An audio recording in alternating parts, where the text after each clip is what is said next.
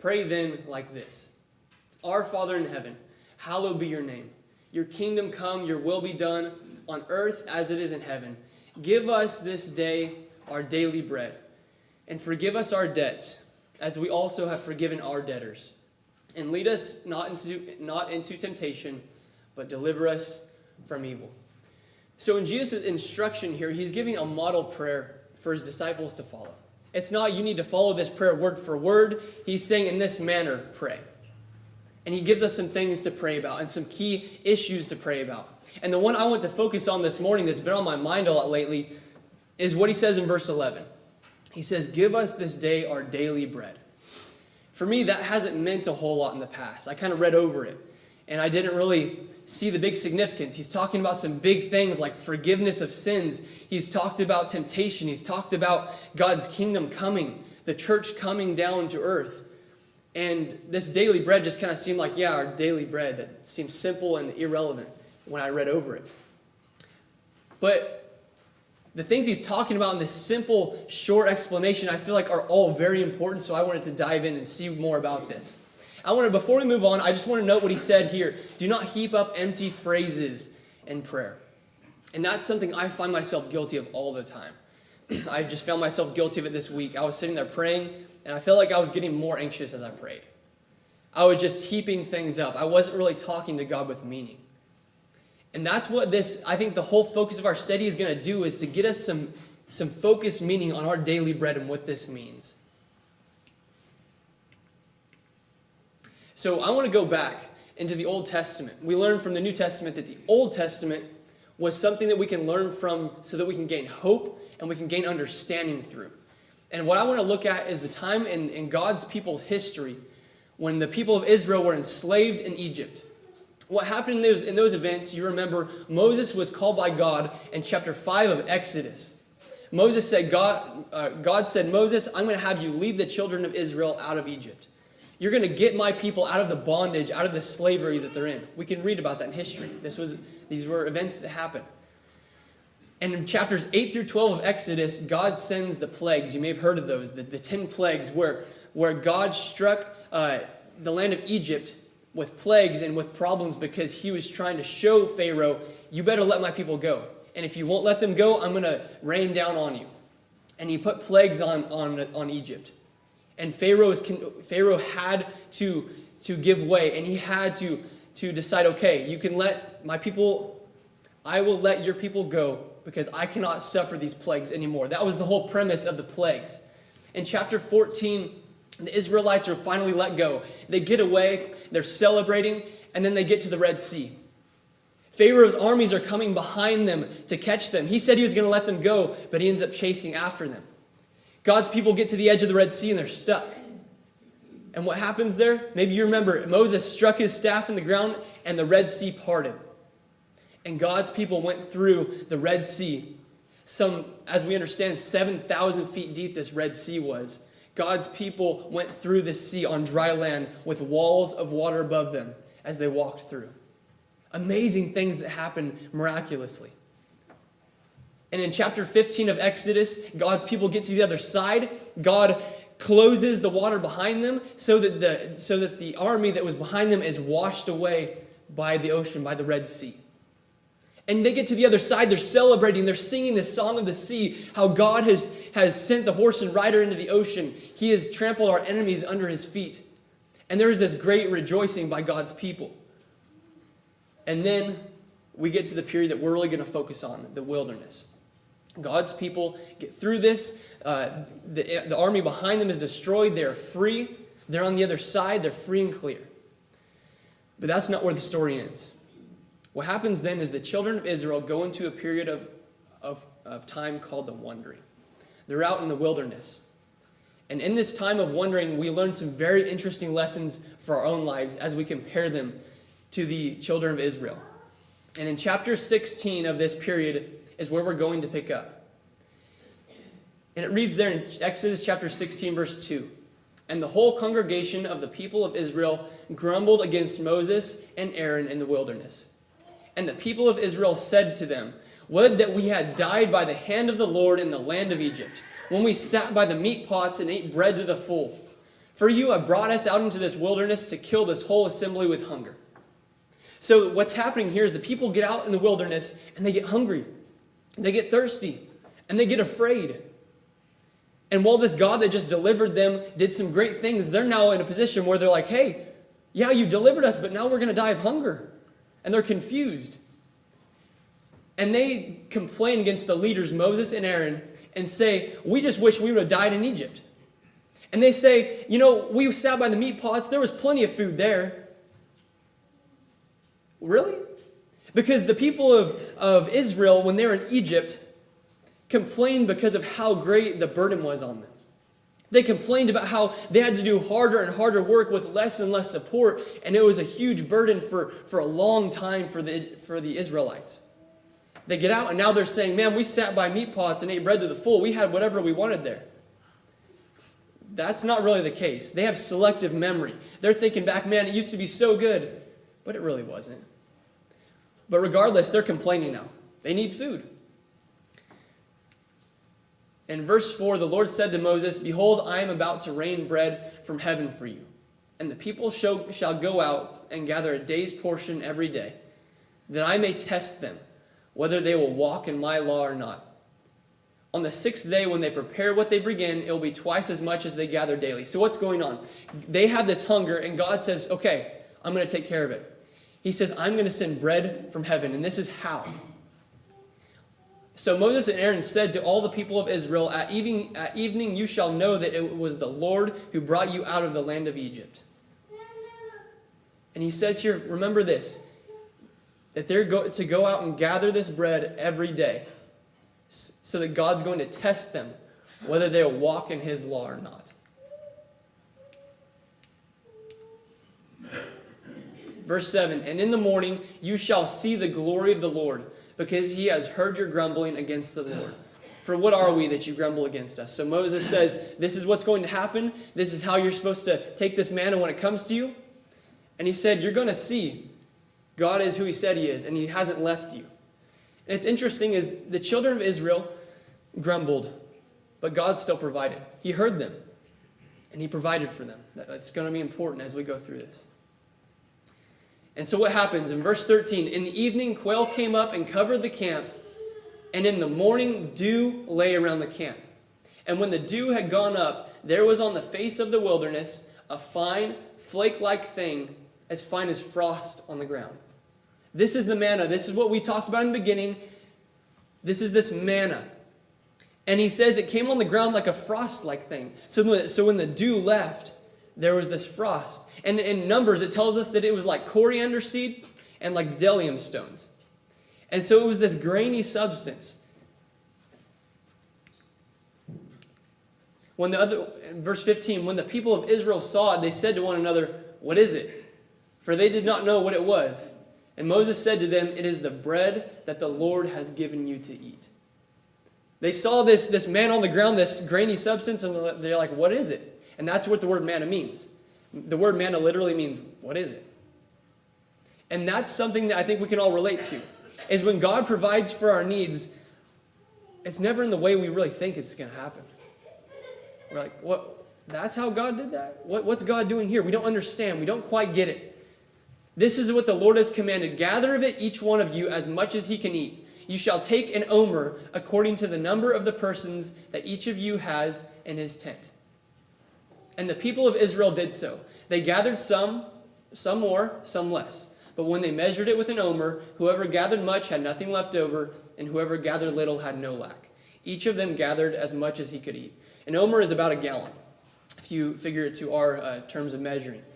So they were told to each person gather a gallon of this manna to survive a day.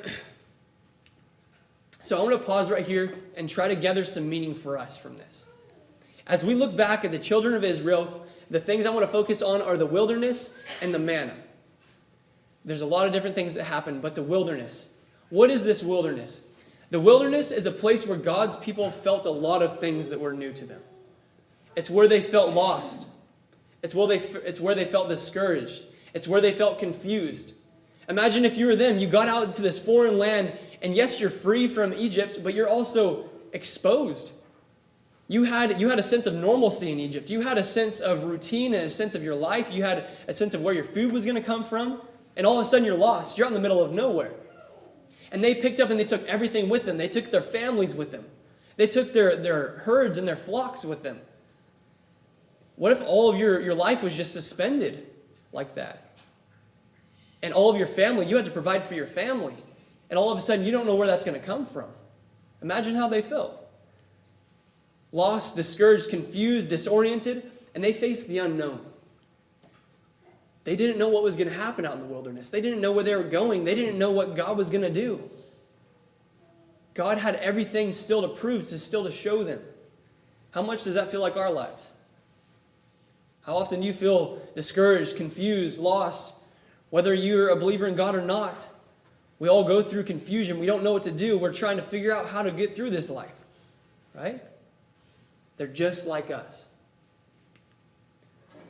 But in Deuteronomy chapter 8, beginning in verse 1, God tells us what this wilderness really meant. What it was, the purpose of it was. He says there, the whole commandment that I command you today, you shall be careful to do, that you may live and multiply, and go in and possess the land that the Lord swore to give to your fathers. And you shall remember the whole way that the Lord your God has led you these 40 years in the wilderness, that he might humble you, testing you to know what was in your heart, whether you would keep his commandments or not. So what happens is God sends them out and he says, you're going to go out and you're going to go get the promised land. Not only am I going to free you from the Egyptians, I'm going to free you, but then I'm going to give you a new land. I'm going to give you a promised land. But in between getting free from the Egyptians and getting to the promised land, he said, I'm going to send you through a wilderness so that I might humble you. And that's something we need to remember about this, that the wilderness, the struggles they faced, the confusion, the trials they faced were not a punishment to them originally. It was supposed to be something that God used to humble them. And I'm here to tell you this morning, a wilderness is something we'll all have. It's something we all face. And the reason it's there is God says it's there to humble us. It was there to teach, to put us in our place so that we can learn to turn to God. And that's what Paul says in 2 Corinthians chapter 12. He says, so to keep me from becoming conceited because of the surpassing greatness of the revelations, a thorn was given me in the flesh, a messenger of Satan to harass me, to keep me from becoming conceited. 3 times I pleaded with the Lord about this, that it should leave me. Paul had something going on. He says a thorn in the flesh, something he dealt with all the time. And he asked God to take it away from him. Please take this away from me. I don't want to have to go through this. But he says it was to keep him from becoming conceited. He had to go through something to keep him humble. He goes on to say in verse 9, But although he had asked for God to get this away from him, to make him not have to go through this, he says, But he said to me, my grace is sufficient for you. For my power is made perfect in weakness. Therefore I will boast all the more gladly of my weaknesses, so that the power of Christ may rest upon me. This is the same idea of the wilderness. The wilderness was something that God used on the children of Israel to show them that they needed to be humbled before him. To show them that they needed to rely on God. And this is the same thing Paul says. Paul says, I came to a great need. I came to face my struggle and ask God to free me from it. But he said no. Because that moment of weakness, when Paul felt his most weak, that's when he turned to God. That's when he had to rely on God. He was humble before God. And in that moment where Paul felt his weakest, he turned to God. That's when he was his strongest. Can you relate to that? I can. Verse 10, For the sake of Christ, then, I am content with weaknesses, with insults, with hardships, with persecutions and calamities. For when I am weak, then I am strong. Weaknesses. Usually I don't think of weaknesses as something that like God is using. Sometimes I just feel like, you know what, God wants me to be here, but I'm over here. And it just feels like a separation.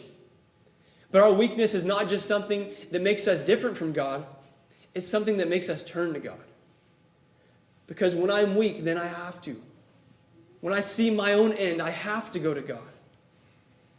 For when I am weak, then I am strong. This is a similar idea James hits on in James chapter 1, verse 2. He says, "Count it all joy, my brothers, when you meet trials of various kinds. For you know that the testing of your faith produces steadfastness.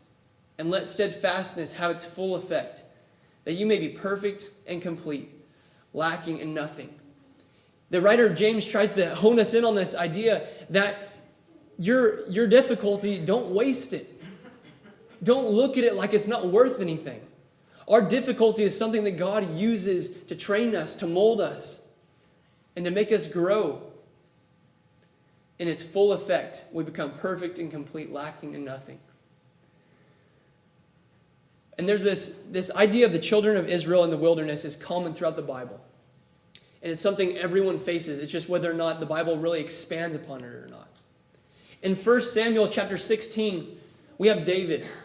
David is anointed at a young age by the prophet that he will become king of God's people. And there's this great to do. He's anointed and everything seems great. And all of a sudden David rises to power, right? No. David, the greatest king that would ever live, the greatest warrior the people of God ever had, what happened after he was anointed king? Nothing. He went back to tending his sheep. He didn't take off in power and all of a sudden everything was great and everything was growing. David went back to tending his sheep. He went back to be a stable kid. But God used this time when David was just going about his daily life, doing normal things. God used it for great things. Because do you remember David, when he is going to fight Goliath, he now has the faith to take on Goliath because he said, "You don't know what's happened. God came and helped me when my sheep were about to be attacked. I killed the lion and the bear with my bare hands." And it's in this time of waiting before David was king that he grew his faith by things like this, like the lion and the bear that he killed with his own bare hands, things that strengthened his faith in the time between when he was anointed king and the time between his life actually took off. There was an in-between time where God grew his faith, where God showed him that God was there for him. When that bear came after him, when that lion came after him, those struggles he went through grew his faith. What about Paul? We look at Paul in the New Testament and we're like, man, he did so much and he was one of the greatest leaders the church ever had. He was one of the earliest apostles, wrote most of our Bible, of our New Testament. And it seems like he was just always with it, right? Always on top. Well, Paul was converted, actually. Paul came from the other side. He came from people who are opposing Christians. And when he was converted, then it all happened, right? No. We learn in Galatians 11 what actually happened. "For I would have you know, brothers, that the gospel that was preached to me is not man's gospel. For I did not receive it from any man, nor was I taught it, but I received it through a revelation of Jesus Christ. For you have heard of my former life in Judaism, how I persecuted the church of God violently and tried to destroy it. I was advancing in Judaism beyond many of my own age among my people. So extremely zealous was I for the traditions of my fathers." He's like, I was doing good on the other side. I had it great. And then what happened? But when he who had set me apart before I was born, and who called me by his grace, was pleased to reveal his Son in me, in order that I might preach to him among the Gentiles, I did not immediately consult with anyone, nor did I go up to Jerusalem to those who were apostles before me. But I went away into Arabia and returned again to Damascus. What did he just say there? He said, when I was converted, I didn't go straight to all the apostles. I didn't link up with them and get all this fame. No, he said, I went first away to these other places. And then what happened? Then after 3 years, I went up to Jerusalem to visit Cephas and remained with him 15 days. 3 years of waiting before he went up. But I saw none of the other apostles except James, the Lord's brother. And what I am writing to you before God, I do not lie. He says, I'm telling the truth. Then I went into the regions of Syria and Cilicia, and I was still unknown in person to the churches of Judea that are in Christ. Paul was kind of irrelevant. He was converted, And we see the end and we're like, man, he turned out great. But there's a period. Then after 14 years, I went up again to Jerusalem with Barabbas, taking Titus along with me. So he goes on to say that he ended up, yes, getting involved in the work. Yes, growing. Yes, having success. But there was 14 years after he was converted before anything happened for him. God uses the white spaces in our life between one thing and another for good. It's in these white spaces, this 14 years between the big events in Paul's life, that God formed him. He was a 14-year intern. How discouraging would that have been? You wonder if I'm working for God, nothing's happening. I don't see the results. I don't see the benefits. I don't see God maybe working in this. It took Paul 14 years before anything really happened for him. In the Bible, there's a lot said between the white spaces, between this happened and something else happened. We see that both in David's life before he was king and in the life of Paul, one of the early church's greatest men. And sometimes the Bible zooms in on this period like we just saw. These periods where we can learn, and the wilderness is one of those periods where the Bible zooms in on the children of Israel and says, yes, they were freed. Yes, they ended up 40 years later in the promised land. But there's a period of time in between that was really hard. It was difficult. But what's the meaning in these? Acts 17, verse 25 through 27 says this, speaking of God, nor is he worshipped with man's hands, as though he needed anything, since he gives to all life, breath, and all things. And he has made from one blood every nation of men to dwell on all the face of the earth, and has determined their pre-appointed times and boundaries of our dwellings. He's saying God is over all of this. He sees it all. He's working it all. He is the one turning it all. But in verse 27 he says that this all happens so that they should seek the Lord in the hope that they might grope for him and find him, though he is not far from each one of us. The wilderness in your life, the struggles in your life, the trying to make this all work, trying to figure it all out, is where you and I are supposed to grope for God. What does groping mean? When you're in the dark, looking for your phone to try to get a flashlight to see what you're looking for, you're groping for things. You put your hands and you feel around to try to get something familiar, to find out where you're at, and you're confused, you're disoriented in the dark. That's often how we feel. That's the nature of what God puts us through. But it's in that groping for him, that we find him. And it's in the wilderness that we grope for God and we look for him. And he says that he is not far from each one of us. So one of the lessons we learn from the wilderness is to not waste your wilderness. Don't look at your wilderness, whatever you're going through, like it's not worth it. Like, my struggles right now just don't make sense. And it's not helping anybody. It's not helping anything. You don't know what God's working out in you. In Paul, God was working out something inside of him. He didn't see anything externally probably for a long time, but it's what God works inside of us that is the greatest work for us. So yes, the wilderness is a place where we experience doubt, fear of not knowing. We experience weakness of faith. We experience the grind, and we experience confusion. But as Deuteronomy showed us, it is a chance for God to show us where our loyalty lies, for us to show God where our loyalty lies. It's a place for us to be humbled enough to find God, because our wilderness will knock us down enough to where we look for God.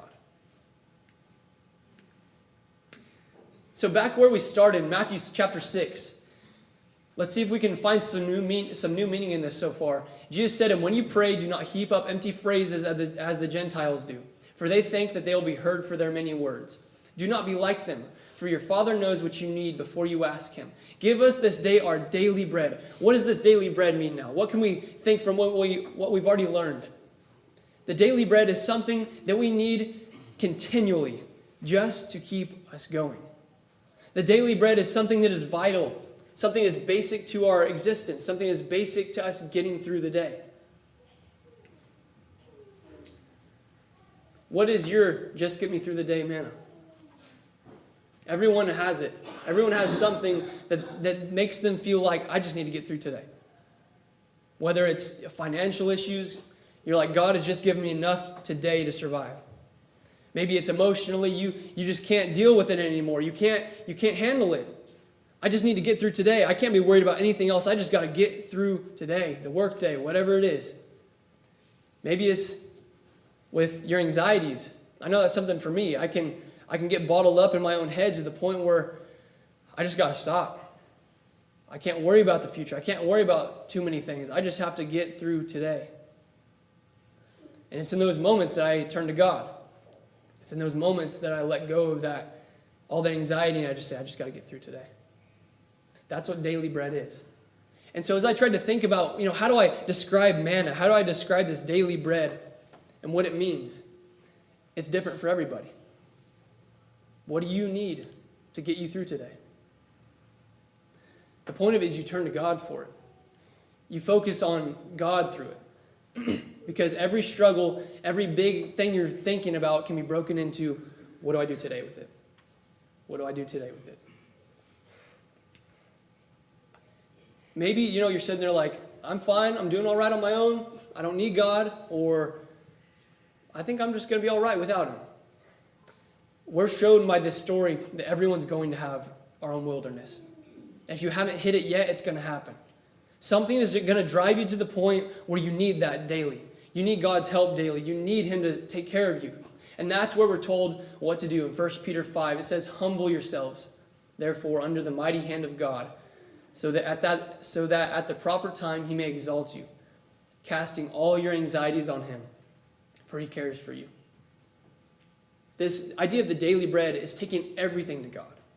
It's not just saying, God, please help me with having kids, having a home someday, and having all these big goals. It's about casting all my anxieties, casting all the things I'm worried about today on Him. Because He's here for that. He's the God of the little things. He's the God of the big things. He's the God of it all. And maybe you're sitting here and you feel like, you know what? I've been in bondage to sin. I've felt what it feels like to be stuck in sin. It's an awful feeling.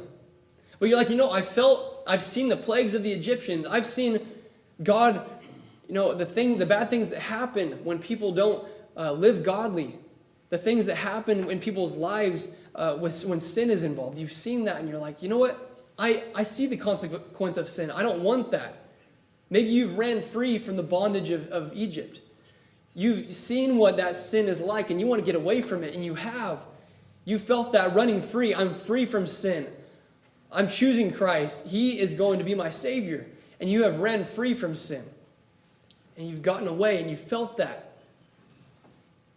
And you've sang the song of the sea, where you've seen the great works God's done and you've sang about it. You've been excited about it before. But then you're sitting here like, well, where's my faith now? I've seen all those things. All those things have happened in my life and in my witness. Why isn't my faith strong? That's the importance of the manna. Because no matter what you've seen in the past, no matter what you've thought in the past, no matter what realizations you've had in the past, the manna God told them to pick up was daily. And if we don't go to God daily for it, it's going to go bad on us. What He says in Exodus 16, verse 4, is one of the main things I wanted to talk about in this lesson, the things that intrigued me the most. He says, then the Lord said to Moses, behold, I'm about to rain bread from heaven for you, and the people should go out and gather a day's portion every day. Then I may test them whether they will walk in my law or not. What is part of that? Verse 19, and Moses said to them, let no one leave any of it over till the morning. But they did not listen to Moses. Some left part of it till the morning, and it bred worms and stank. And Moses was angry with them. They tried to take God's nourishment from a previous day and say, well, I'll just save some for later. That'll get me by tomorrow. He said, don't do that. You need God's bread every day. You need to come to Him every day for this. And I'm here to submit to you that our spiritual lives are the same way. If you try to survive off another day's study, care about God, affection for God, meditation on God's Word, if you try to survive on another day's spiritual nourishment, it's going to go bad. It's not going to get you through today. I've heard friends say, you know what, I don't know if I ever really believed in God. And those are friends that I knew have. Those are friends that I had talked to and just, they poured out to me with emotion about how much they appreciated God and loved and could see what God was doing. I knew that's not the truth. But what happens is when we don't renew our love for God daily, our knowledge of God daily, it goes bad on us. And it turns into something stale. If you don't want to study your word, I think that's part of it. When I stop studying my Bible, I'm like, I don't really want to study anymore. But the more I study, the more I want to. And so if I don't come to God every day, my desire for it turns stale. It spoils. And so today, wherever you're at, especially if you're devoted to God, don't forget to renew that every day, because it'll go bad on you if you don't. God says to come to Him every day for that.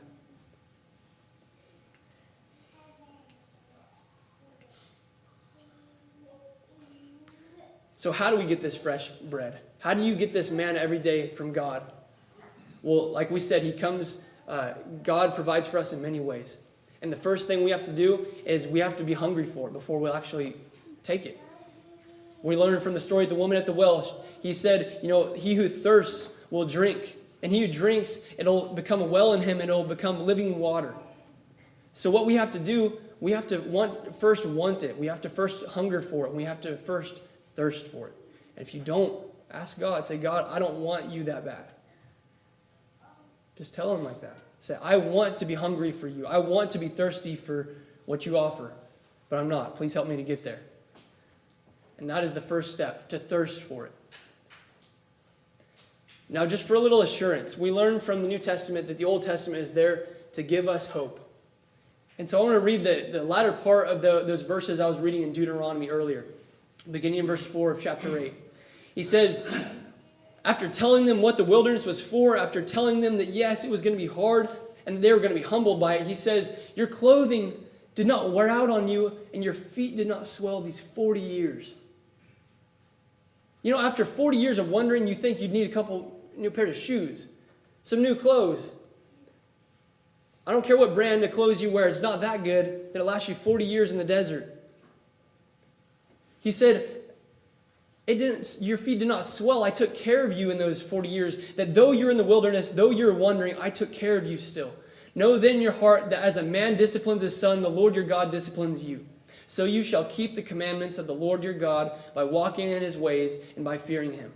For the Lord your God is bringing you into a good land, a land of brooks of water, of fountains, of springs, flowing out of the valleys and hills. A land of wheat and barley, of vines and fig trees and pomegranates, a land of olive trees and honey, a land in which you will eat bread without scarcity, in which you will lack nothing.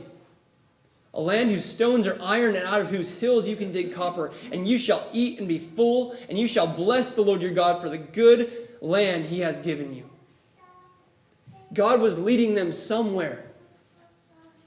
The thing you can know about your wilderness is the promised land comes after the wilderness. If you come to God with it, and you come to God in your wilderness.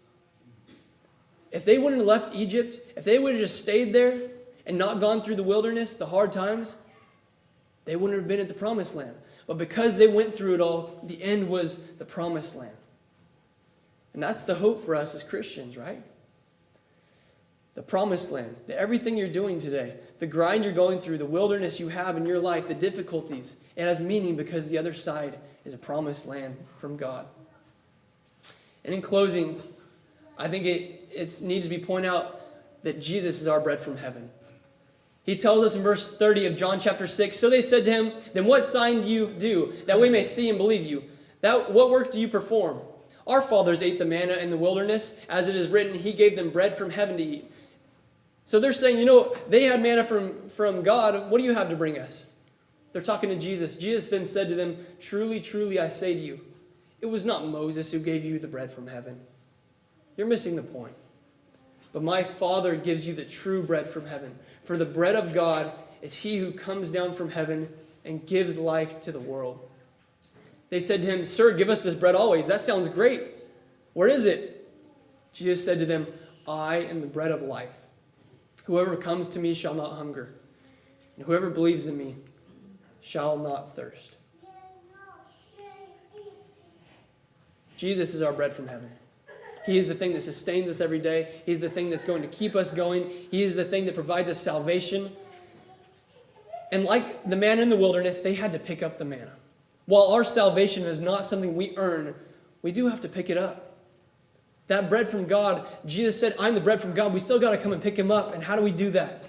We're to believe, according to Mark 16 and 16, repent of our past life, according to Acts 2:38, confess that Jesus Christ is the Son of God and is our Savior, and be baptized for the remission of our sins, according to Mark 16 and 16. It's not our work that earns our salvation. It's just us going and picking up this bread that he has offered to us, this salvation he has given. And after that, you keep on going. You keep plugging along and you're going to mess up. We all do. And if you have not done these things and you want to be baptized today, we can do that today with you. But if you're like, you know what, I need prayers for forgiveness. I need your guys' help. We can pray together with you. We can come together now, and if it's a public matter you want to make right, we can pray together about it. We're all here to help. We thank you for listening to our podcast put on by the Church of Christ at 2215 Plans Road in Bakersfield. If you would like any additional information, or you would like to receive a free Bible correspondence course by mail, please email us at info@churchofchristbakersfield.com. Our service times are Sundays at 10:30 a.m. and 5 p.m., and Wednesdays at 7:30 p.m. Please make plans to join us. We would love for you to be our honored guest.